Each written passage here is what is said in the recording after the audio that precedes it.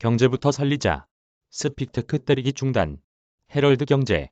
한일아 기자. 시진핑 중국 국가주석이 수개월째 이어진 빅테크 기업 때리기를 중단하겠다는 신호를 보냈다.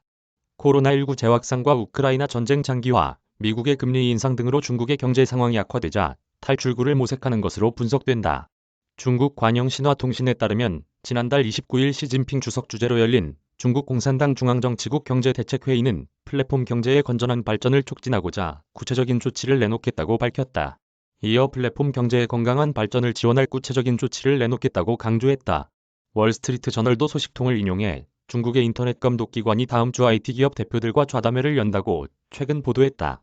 이 소식통은 기업인들과 만나 규제와 관련해 논의할 예정이라며 이는 정부의 규제가 민간 기업에 영향을 끼쳤음을 인정하는 것이라고 전했다. 텐센트, 메이턴 등 주요 기업들이 좌담회에 초대된 것으로 알려진다. 일각에서는 청소년 휴대폰 시간 제한 등의 규제 완화를 검토하고 있다는 얘기도 나온다.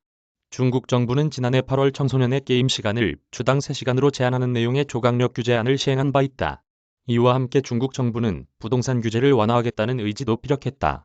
중앙정치국은 집은 거주하는 곳이지 투기 대상이 아니다라는 기조는 견지하겠다면서도 각 지방이 각자의 현실에 맞게 부동산 규제를 완화해 주택 수요를 진작시키는 것을 지지하겠다고 밝혔다.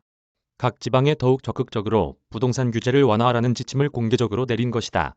중국 당국은 주민의 평균 소득에 비해 심각하게 치솟은 주택 가격이 장기적으로 공산당의 집권 기반을 위협할 중대 정치 문제가 될 것으로 보고 2020년 하반기부터 부동산 산업을 강력하게 조이기 시작했고, 이는 중국 국내 총생산의 거의 30%를 차지하는 부동산 산업에 심각한 위기를 초래했다.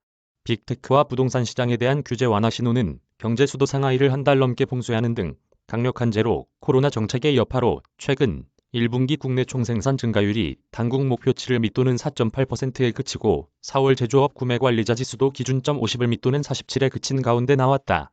중앙정치국은 지난 회의에서 코로나19 사태와 우크라이나 위기가 초래한 위험과 도전이 증가해 우리나라 경제발전 환경의 복잡성, 심각성, 불확실성이 고조되면서 새로운 도전에 직면했다고 평가했다. 그동안 시장에서는 중국 당국의 과도한 민간 기업 규제가 초래한 빅테크 사업 위축과 부동산 침체가 중국의 급속한 경기 둔화의 주요한 원인 중 하나라는 지적이 끊이지 않았다. 결국 코로나19가 초래한 심각한 경제위기 국면 앞에서 중국 공산당 수뇌부가 빅테크와 부동산에 대한 규제를 포기하고 경기 회복과 일자리 창출에 총력을 기울이는 전략으로 선회한 것으로 풀이된다. 이메일 주소